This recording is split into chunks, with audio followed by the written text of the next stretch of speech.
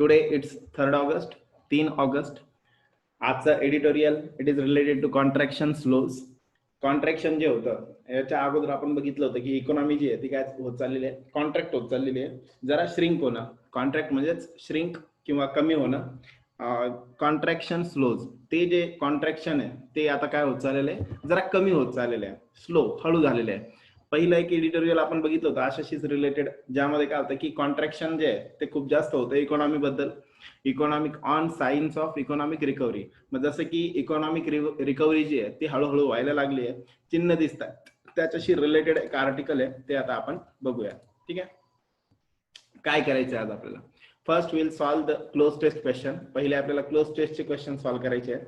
We have to fill up the blanks properly in the given time, that is 30 seconds only. 30 सेकंदामध्ये आपल्याला जे काही blanks आहे ते आपल्याला फिल करायचे आहे. Then we will discuss the correct answer along with explanation, आणि मग जे काही करेक्ट असेल ते आन्सर आपण चेक करू. Okay, let start. रेडी सगळेजण? हा. ॲज लॉकडाऊन रेस्ट्रिक्शन्स इज, जसं की लॉकडाऊनचे रेस्ट्रिक्शन्स हळूहळू निघून जात आहेत, इज केले जात आहे, the economy sees the first signs of recovery. मग तसं आपण जर बघितलं तर इकॉनॉमिकली काय होत चाललेलं आहे, जे काही साईन आहे ते कुठेतरी रिकव्हर होत आहे असे साईन दिसायला लागले. ठीक आहे, रेडी सगळेजण? पहिला क्वेश्चन घेऊया आपण. Time starts now.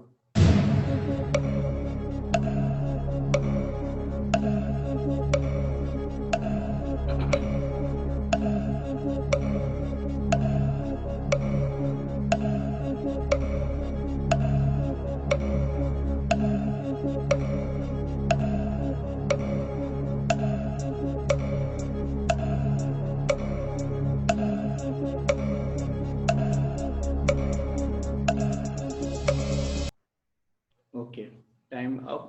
बोलो, काय येईल आन्सर?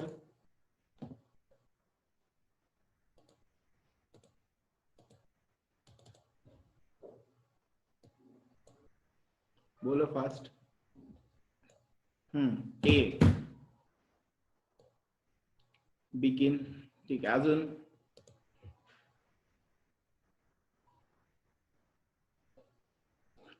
ओके, काय आलंय बघा, काय सांगितलेलं आहे इथं?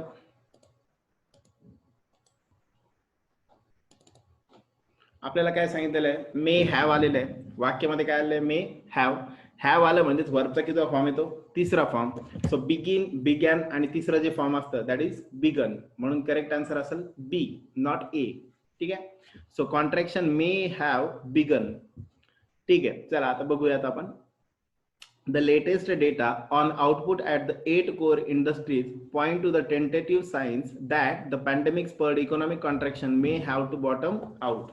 मग जसं की लेटेस्ट डेटा, आताच जसा मिळालेला डेटा आहे त्या डेटावरून असं म्हणू शकतो की ज्या 8 महत्वाच्या इंडस्ट्रीज आहेत, ज्या 8 म्हणजे 8 इंडस्ट्रीज आहे, मग त्यात इन्फॉर्मेशन टेक्नॉलॉजी, जे इन्फ्रास्ट्रक्चर यांच्याशी रिलेटेड ज्या अशा मोठ्या मोठ्या इंडस्ट्रीज आहेत, सिमेंट, कोल, मग ह्या ज्या इंडस्ट्रीज आहेत, मग यांच्याशी रिलेटेड जो डेटा मिळालेला आहे अशा 8 इंडस्ट्रीवरनं आपण जनरली डिसिजन घेतो की नेमकं ते कॉन्ट्रॅक्शन इकॉनॉमिकली जर आपण इम्प्रूव्ह होतोय किंवा कमी आहे. ठीक आहे, सो तशा ज्या इंडस्ट्रीजचा जो डेटा आलेला आहे टेंटेटिव्ह म्हणजे जवळपास approximate signs that the pandemic spurred means encourage, जी काही पॅन्डेमिक मुळे हिट झालेली, हिट म्हणू शकतो इथे आपण, इकॉनॉमिक कॉन्ट्रॅक्शन होतं, may have dash begun to bottom out. म्हणजेच काय, जे पॅन्डेमिक मुळे, कोरोना व्हायरस मुळे जे काही आतापर्यंत इकॉनॉमिक स्लोडाऊन चालू होतं ते कुठेतरी आता काय होत चाललंय, जरा रिकव्हर होत चाललंय, असे टेंटेटिव्ह साइन्स जे आहेत ते दिसायला लागलेले. ओके, सगळ्यांना क्लिअर? चलो नेक्स्ट. रेडी सगळेजण? स्टार्ट.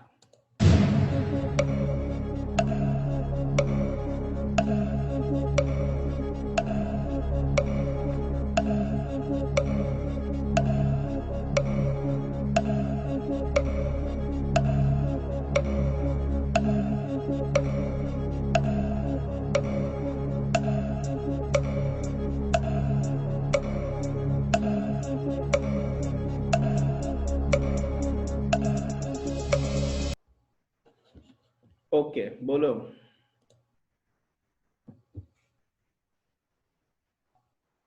ए. ठीक आहे, अजून? बोलो फास्ट.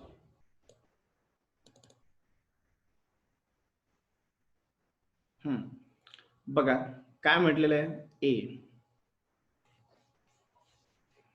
35%.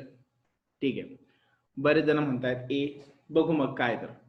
बघा पूर्ण आपण पूर्ण एकदा एक्सप्लेनेशन बघू, त्यातच आपल्याला आन्सर कळून जाईल. Commerce ministry provisional figures show that while overall production at the infrastructure industries extended their year-on-year decline to a fourth straight month in June, shrinking 15%.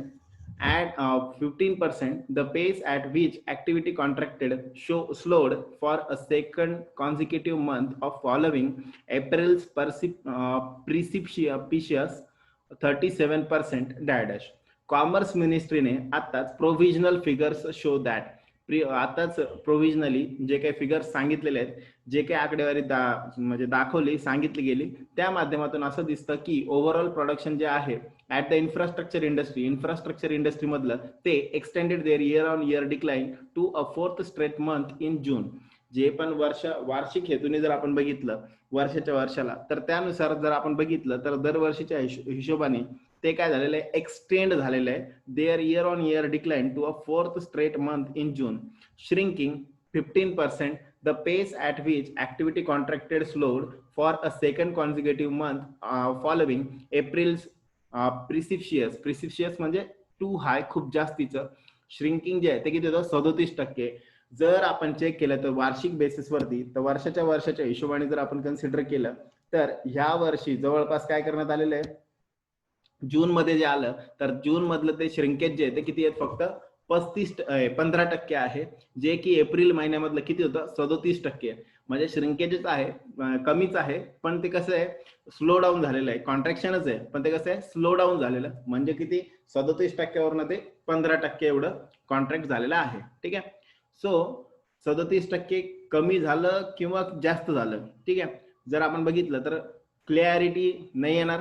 37% clarity नाही, 37% स्टॉप नाही, 37% वरती गेलेलं आहे. सो प्लंज म्हणजेच काय असतं, एक उडी मारणं किंवा ड्रास्टिकली कमी होणं, याच्याशी रिलेटेड आपण हा शब्द वापरतो.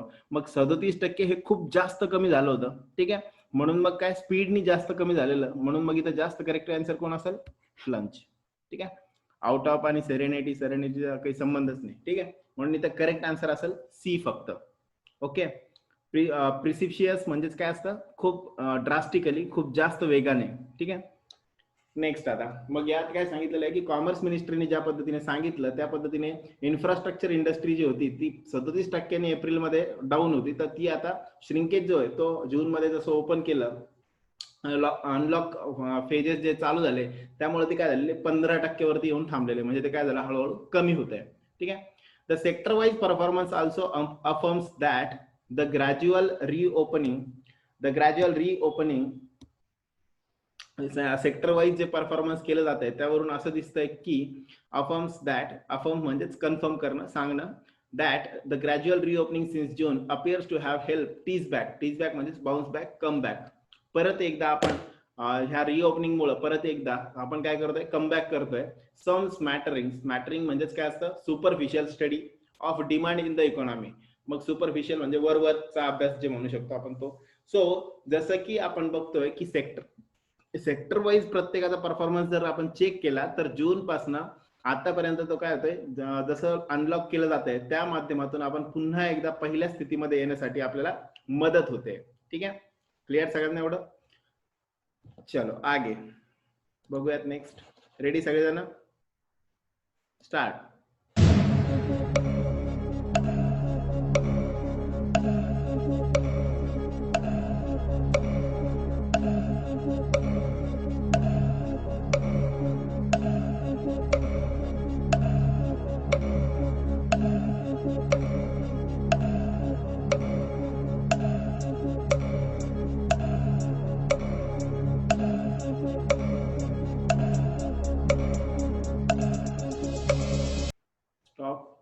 बोलो.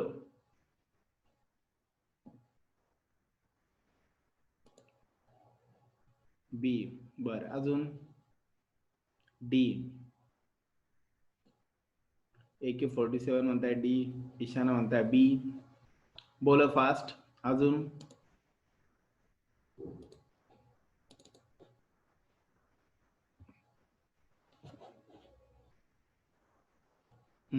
ठीक आहे, बघूयात काय करेक्ट. डी. ठीक आहे, M D M P M म्हणतायत, डी चेक करते. ऑफ द, बघूयात आता काय नेमकं आहे. Of the 7 industries that extended their contraction, जसं की आपण बघितलं 7 इंडस्ट्री ज्या आहेत त्या 8 पैकी 7 इंडस्ट्रीज ज्या आहेत त्यांनी काय केलंय, कॉन्ट्रॅक्शन जे आहे ते काय केलंय, एक्सटेंडेड, ते हळूहळू कमी करतायत. Only coal shrank at a faster pace, फक्त कोल इंडस्ट्री जर सोडली तर बाकी सगळ्या इंडस्ट्रीज काय करतायत, हळूहळू कॉन्ट्रॅक्शन कमी करतायत.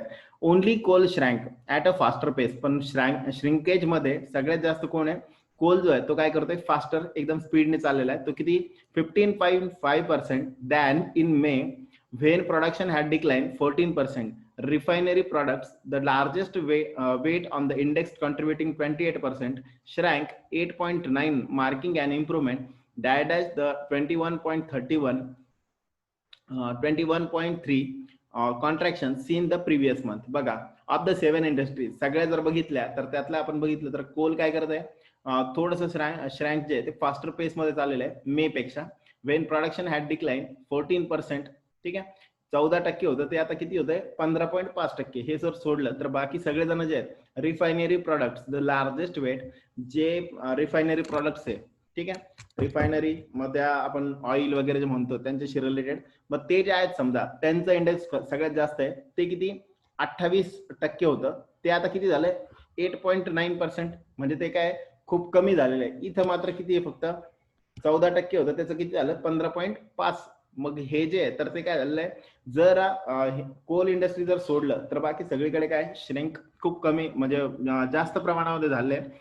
कोल मात्र काय होते, फास्टर पेस मध्ये चाललेलं आहे, बाकी सगळेजण स्लो डाऊन हळूहळू होत आहेत. ठीक आहे, नंतर श्रँक 8.9 marking and improvement. Refinery products मध्ये आपण जर बघितलं की ज्यांचा हिस्सा किती आहे, 28% हिस्सा आहे कशामध्ये, पूर्ण इंडेक्स मध्ये.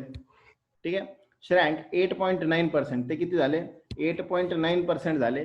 किती होतं आधी 21.3च्या. ठीक आहे, म्हणजे टोटल जे होतं ते किती होतं 21.3. कधी होतं ते, contraction seen in the previous month, म्हणजे जूनच्या आधी मे मध्ये जर बघितलं तर ते कॉन्ट्रॅक्शन किती होतं 21.3, जे की जून नंतर किती झाले 8.9. म्हणजे ह्याच्या कम्पॅरेटिव्हली हे सांगितलेलं आहे, म्हणून मग करेक्ट आन्सर असेल फ्रॉम. ठीक आहे, 21.3 पासून ते किती झालं 8.9. क्लिअर. मग 7 इंडस्ट्रीज जर बघितल्या आपण, टोटल सगळ्या इंडस्ट्रीज ज्या आहेत त्या सगळ्या इंडस्ट्री पैकी जर आपण 7 इंडस्ट्री सोडल्या, एकच इंडस्ट्री आहे कोल, की जी काय झालेली आहे फास्टर पेसने जे काही कॉन्ट्रॅक्शन आहे ते होत आहे, जे की किती 14चं किती 15.5 असं झालेलं आहे. नंतर जर आपण बाकीचे रिफायनरी प्रॉडक्ट्स ज्याचं 28% जर बघितलं तर त्या कम्पॅरिझनने जर बघितलं 21.3 होतं, त्या आता सध्या जे 21.3च्या कम्पॅरिझनने जर बघितलं तर जून मध्ये ते किती झालं 8.9. ओके, सगळ्यांना क्लिअर. इथं फक्त आकडेवारीच, जसं आपण मागचं एडिटोरियल बघितलं होतं त्याच पद्धतीचं आहे, आकडेवारी जास्तीत जास्त आहे. ठीक आहे, क्लिअर सगळ्यांना. चल let start.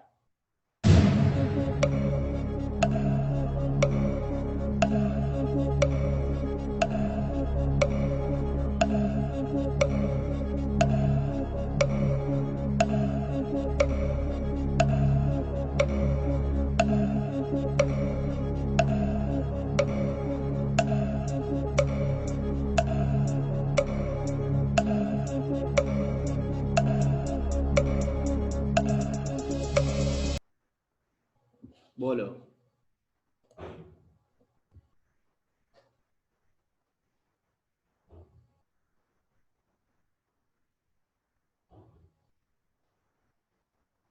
B.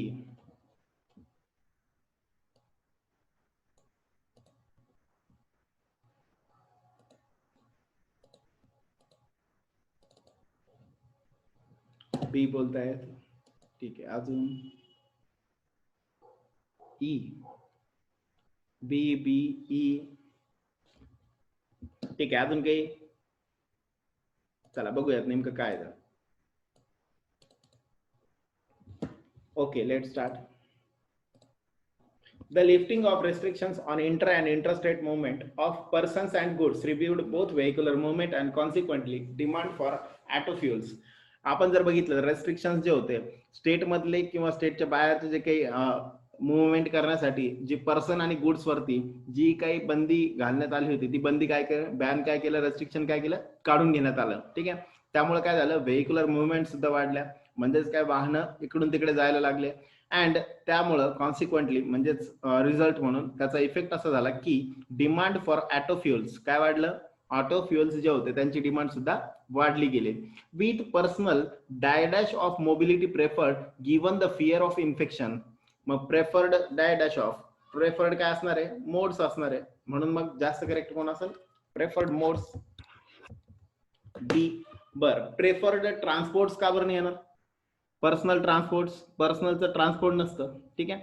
Personal examples of mobility preferred नाही, मोबिलिटी प्रेफर्ड साठी व्हेकल किंवा काही ना काहीतरी, मग ते जे आहे ते काय आहेत, पद्धती आहेत, मोड्स आहेत, म्हणजे काय मीडियम. ठीक आहे. So with personal modes of mobility preferred given the fear of infection petro product consumption ग्रीव 11% month on month in June.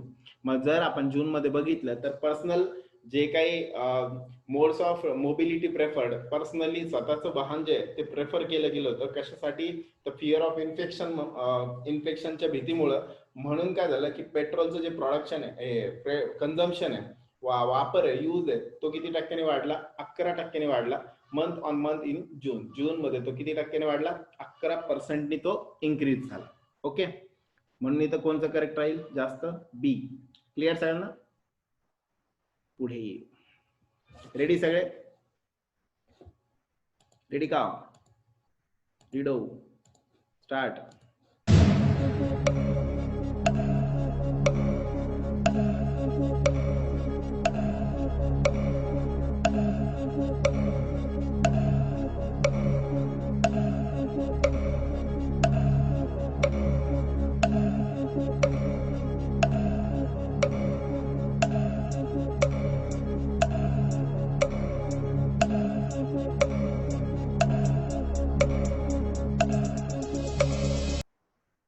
Stop, बोलो.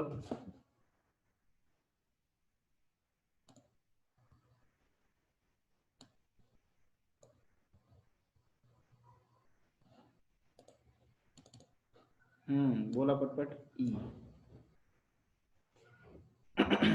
ई CED बघूया करेक्ट काय म्हटलेलं आहे. सगळ्यात पहिल्यांदा बघा, electricity output to fell at a slower 11% pace than the preceding month 14.8% slump. Slump म्हणजे डिक्रीज, डिक्लाइन. ठीक आहे. सो इलेक्ट्रिसिटीचा आउटपुटचा जर आपण विचार केला तर ती फेल जो कमी होणं आहे किंवा डिक्लाइन आहे तो किती टक्क्यांनी, 11% जो आहे तो कमी झालाय, जो की मागच्या महिन्यात जर बघितला तर तो किती होता, 14.8% कमी होणं, तर ते आता किती झालंय, 11% कमी झालंय. Again signalling and uptick in demand, पुन्हा तो दाखवतो अपटिक म्हणजेच काय, increment. Signalling and uptick in demand, demand जी आहे ते काय होते, वाढतीये असं ते दाखवतं. डायडॅश some manufacturing clusters including in western and northern India. ठीक आहे. मग वेस्टर्न आणि नॉर्दर्न इंडिया जो आहे त्यांच्यामध्ये असणार जे मॅन्युफॅक्चरिंग क्लस्टर मध्ये जे लागणारी इलेक्ट्रिसिटी आहे ती वाढणारी आहे. त्यामुळे काय झालंय, कन्झम्पशन जे आउटपुट जे आहे ते काय झालंय, मागच्या महिन्याच्या कंपॅरिझन मध्ये 11% एवढंच झालेलं आहे. म्हणजेच काय, 14.8 जे डिक्रीज होतं त्याच्याऐवजी फक्त 11% डिक्रीज झालेलं आहे. ठीक आहे. क्लस्टर्स काय असतात, सेटअप, माहेर घर ज्याला म्हणतो आपण मराठीमध्ये. ठीक आहे. सो मॅन्युफॅक्चरिंग सेटअप जो वेस्टर्न मध्ये किंवा नॉर्दर्न इंडियामध्ये आहे, म्हणून मग डिमांड फॉर असायला पाहिजे, डिमांड फ्रॉम नाही आहे. ठीक आहे. क्लिअर सगळ्यांना, चालायचं पुढे, चलो आगे.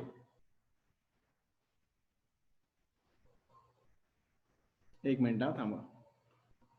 डिमांड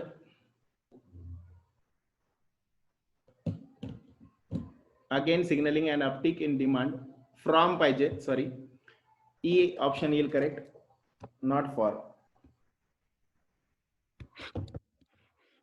डिमांड फ्रॉम, फॉर नाही येणार. नीट बघा आता, डिमांड दोन सोबत वापरलं जातं, डिमांड फॉर पण आणि डिमांड फ्रॉम पण येतं. ठीक आहे. पण आता इथे जे म्हटलेलं आहे ते नीट बघा. Electricity output to fell at a slower 11% pace than the preceding month 14.8 slump. मागच्या महिन्याच्या कंपॅरिझन मध्ये मागच्या महिन्याच्या मध्ये किती होतं? 14.8 स्लम्प होतं. यावेळेस किती झाले? 11% झालेले आहे. ठीक आहे. म्हणजेच काय झालंय? कमी झालं. अगेन सिग्नलिंग हेच दर्शवतं की अन अपटिक इन डिमांड कशामुळं वाढलेलं आहे, अपटिक इन डिमांड इन्क्रीज कशामुळे झालेलं आहे ते दर्शवतोय. डायडॅश कशामुळे दर्शवलं जात आहे? म्हणून सिग्नलिंग जे आहे अँड अपटिक याच्याशी रिलेटेड जर आपण विचार केला तर मग म्हणून इथं काय यायला पाहिजे? Demand from some manufacturing clusters including in western and northern India. म्हणून करेक्ट असेल C, not E. Demand for एकटं जर वाक्य असतं आपण तर एकट्या वाक्यामध्ये म्हणजे किंवा पहिला सब्जेक्ट जो आहे इथे अगेन सिग्नलिंग जर म्हटलं तर सिग्नलिंग करणारा जो आहे इलेक्ट्रिसिटी आउटपुट हाच आपला काय होतोय? सब्जेक्ट बनतोय. आणि म्हणून त्याच्यासाठीची जी डिमांड होती ह्यांच्याकडनं, म्हणून मग देणारा जो आहे आणि घेणारा मग दोन जण आहेत, म्हणून फ्रॉम आणि टू या पद्धतीचं इथं असलं पाहिजे. सो टू आहे इलेक्ट्रिसिटी आउटपुट आणि फ्रॉम कुणाकडनं? तर सम मॅन्युफॅक्चरिंग क्लस्टर्स. म्हणून मग C is the correct answer, not E. Clear सगळ्यांना? चलो आगे बघूयात पुढचं.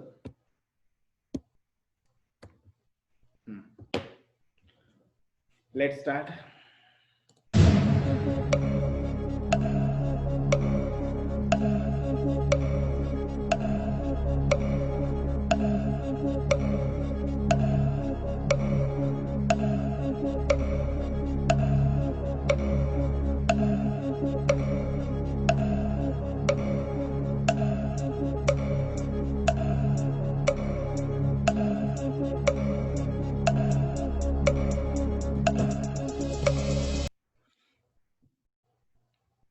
स्टॉप. बोलो. बी. बर. अजून बोलो. पटपट पटपट सांगा. बी बी बी बी. ओम बी, AK-47 बी, आरती बी, विष्णू बी, शाना बी. ठीक आहे. अमंग द अदर सेक्टर्स बघू आपण कोणता ऑप्शन करेक्ट आहे. अमंग द अदर सेक्टर्स बाकीच्या सेक्टर्स कडे बघितलं तर while steel production continue to tumble. Tumble means कमी होणं, डिक्लाइन. टंबलचा अर्थ सुद्धा डिक्लाइन आहे. ठीक आहे. So tumble means decline.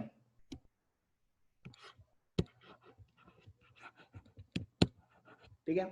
Decline output shrank by more than a third. म्हणजे मागच्या तिसऱ्या मधला जो होता तो किती? ते 33.8% फ्रॉम जून 2019. 2019 मधलं जर आपण बघितलं तर ते किती होतं? 33.8 एवढं पर्सेंटचं श्रँक होतं. जे की अमंग द अदर सेक्टर्स बाकीचे सेक्टर्स बघता स्टील प्रोडक्शन जे आहे ते अजूनही काय होत चाललंय? टंबल होत चाललंय, डिक्लाइन होत चाललंय. Output shrank more than a third 33.8% from June 2019. Cement appeared त्यासोबतच सिमेंट जे आहे ते काय होते? To have put the dash behind as urban construction and projects under the rural job guarantee scheme spurred demand. ठीक आहे. मग काय म्हटलेलं आहे? द आलेलं आहे. द सोबत आपल्याला काय वापरावं लागतं? एक तर सुपरलेटिव्ह फॉर्म लागतो. मग इथे आपण जर बघितलं तर कोणते कोणते दोन ऑप्शन आहेत? एक वर्स्ट आहे आणि बेस्ट आहे. मग बेस्ट झालेलं आहे का? नाही, तर वर्स्ट झालेलं आहे, कमी झालेलं आहे ना. थर्ड म्हणजे किती? मायनस मध्ये 33.8% फ्रॉम जून 2019. मग जर आपण विचार केला तर तो काय होतोय? सिमेंट जे आहे ते काय डिमांड जी आहे ती हळूहळू काय होत चाललेली आहे? have put the dash behind as urban construction and projects under the rural job guarantee scheme spurred demand. Spurred means increase केली, डिमांड जी आहे ती वाढवली. ठीक आहे. मग यामुळे जर आपण बघितलं तर cement appear to have put the dash behind the worst behind as काय करण्यात आलं? मग वर्स्ट करण्यात आलं. म्हणून मग बी इज द करेक्ट आन्सर. सगळ्यांचं जे सांगितलं गेलंय सगळ्यांनी ते बरोबर आहे. वर्स्ट. ठीक आहे. करेक्ट आलंय सगळ्यांचं answer. Cement appear to have put the worst behind. मग वर्स्ट जे आहे ते काय टाकून दिलंय? मागे टाकून दिलंय. कशामुळे मागे टाकून दिलं? जे पहिलं होतं किती? -33.8% हे मागे टाकून दिलं ऍज. का बरं? अर्बन कन्स्ट्रक्शन, शहरातले जे कन्स्ट्रक्शन आहे ते, आणि projects under the rural job guarantee scheme, याच्याबद्दल आपण ऑलरेडी एक बघितलंय, मनरेगाच्या स्कीम बद्दलचं एडिटोरियल एक ऑलरेडी बघितलंय. सो त्यानुसार जर आपण बघितलं तर रुरल जॉब गॅरंटी स्कीम नुसार जे पण कामं होते कन्स्ट्रक्शनचे ते काय होत आहे, स्पर्ड डिमांड. आता हळूहळू त्यांची डिमांड काय होते, वाढते. म्हणून मग वर्स्ट जे होतं ते आता बिहाइंड पडत आहे. वर्स, बॅड, आणि हळूहळू काय होईल, जरा अजून कमी कमी होत ते गुड करे ट्रॅव्हल करेल. ओके, बघूयात next 7th. Time starts now.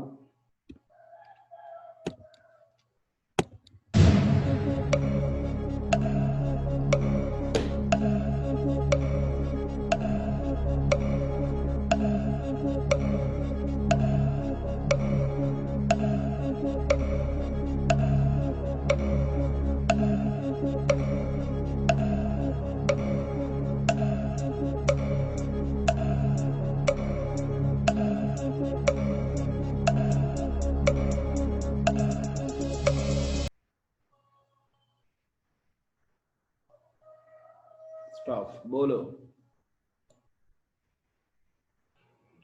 MDPM, E, ओम E,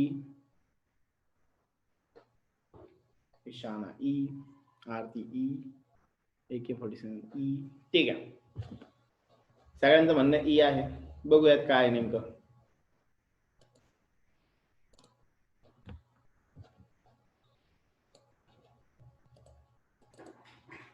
ठीक आहे. Cement output fell 6.9%, a sharp deceleration. Deceleration म्हणजे पण डिक्लाइनच असतं. In the pace of die dash from May's 21.4 contraction, 4% contraction. मग बघा, सिमेंटचं जे आउटपुट आहे जे किती होतं, 6.9% याने फेल झालंय. A sharp deceleration in the pace of from May's 21.4. मग आपण जर बघितलं दोन्ही पण कॉन्ट्रॅक्शन आहे, मग हे डिसेलरेशन म्हटलेलं आहे, म्हणजे त्याचा अर्थ डिक्लाइनच. मग ते पुढचा जो आहे तो मे मधलं डिक्लाइन आणि आताच जून नंतरचा डिक्लाइन, मग दोन्ही पण डिक्लाइनच आहे. मग डिसेलरेशनला सिनोनिम शब्द इथे लागेल. मग डिसेलरेशन सारखा शब्द कोणता आहे, डिक्लाइन. म्हणून करेक्ट आन्सर असेल ई. काय असेल करेक्ट आन्सर, ई. सगळ्यांना क्लिअर?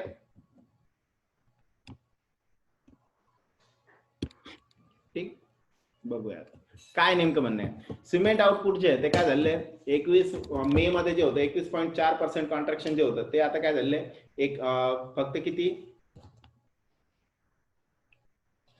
हा ए का नाही, बरं ठीक आहे. बघा ए का नाही आहे, डेप्रिसिएशन म्हणावं लागलं असतं आपल्याला. पेस ऑफ डेप्रिसिएशन, मला नाउन फॉर्म लागतोय.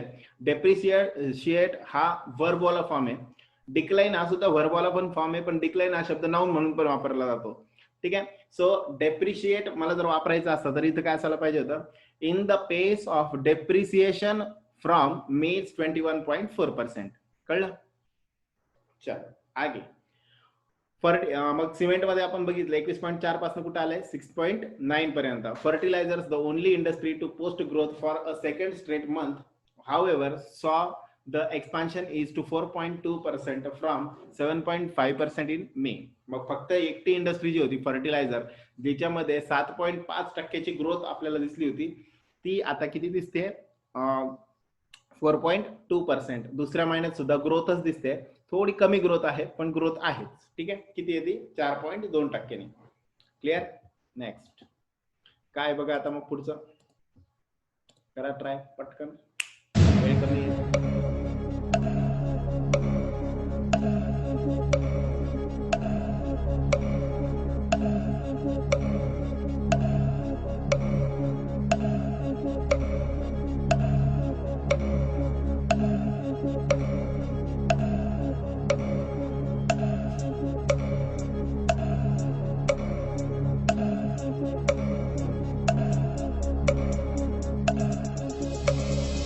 बोलो काय येईल सांगा.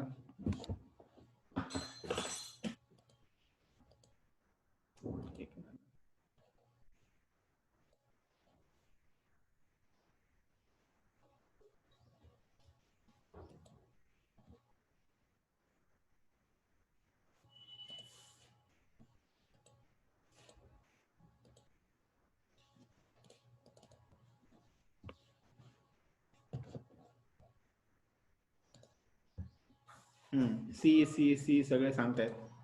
ठीक.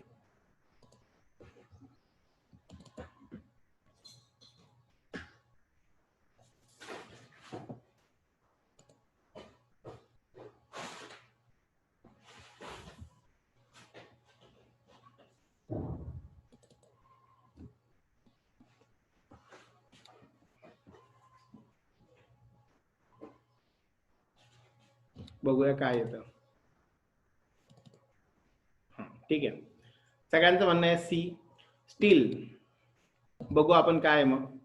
Steel with monsoon activity above normal so फार this year kharif sowing was almost 14% higher as on July 31 than at the same time in 2019 with the IMD dash above. जसं की IMD नुसार सांगितलं जात आहे, काय सांगितलं जाते, मान्सून ऍक्टिव्हिटी जी आहे तर नॉर्मल मागच्या वेळेसपेक्षा मागच्या वर्षीपेक्षा खरीप जी आहे या वर्षी जास्त झाली. किती? 14% जास्त झाली on July 31 than at the same time in 2019. मग जुलै 31च्या नंतर जर आपण बघितलं तर मागच्या वर्षीच्या कंपॅरिझन मध्ये ती जास्त आहे. विथ द IMD फोरकास्टिंग, IMDचं जे काही फोरकास्ट करण्यात आलेलं आहे, above average rainfall in August and September as well, the outlook for the agricultural reliant म्हणजे डिपेंड असणारे rural economy is far more promising than for most of other sectors. मग IMD forecast ज्या पद्धतीने करते, C is the correct answer.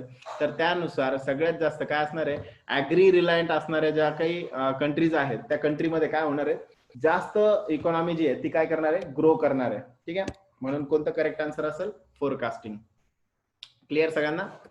Late start. पुढचा जो आहे तो redo. To be sure the economy.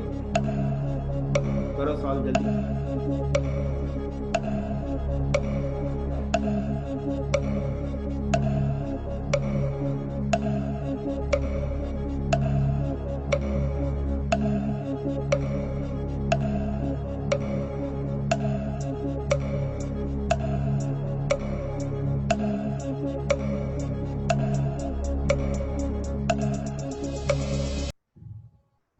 ठीक है, स्टॉप. बोलो. बी.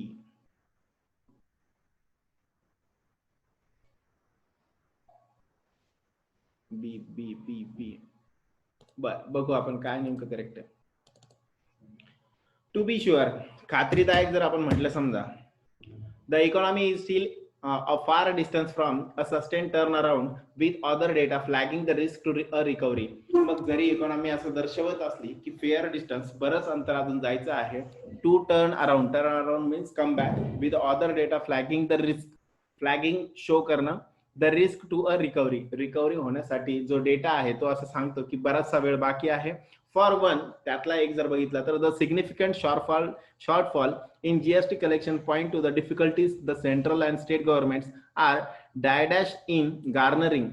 मग इथं आर आलेलं आहे, त्याच्यासोबत वरचा ING वाला फॉर्म आहे. मग ING वाले दोनच फॉर्म आहे, स्टार्टिंग, फेवरिंग और 3 फॉर्म आहे फेसिंग. मग ते फेवर पण नाहीये, स्टार्ट पण नाहीये. Correct answer is B, facing in garnering. Garner means collect करणं. ठीक आहे, क्रुशियली निडेड रेव्हेन्यू. मग जो रिव्हेन्यू लागतोय तो रिव्हेन्यू स्टेट गव्हर्नमेंटकडे आणि सेंट्रल गव्हर्नमेंटकडे नसणार आहे, कारण GST कलेक्शन आहे त्यामध्ये खूप जास्तीचा शॉर्टफॉल झालेला आहे. Okay, clear? नेक्स्ट, इथं करेक्ट आन्सर कोण असेल मग? बी, फेसिंग. ठीक आहे, बी इज द करेक्ट आन्सर. बघूया पुढचा. नेक्स्ट, लास्ट, सगळ्यांनी आन्सर करा.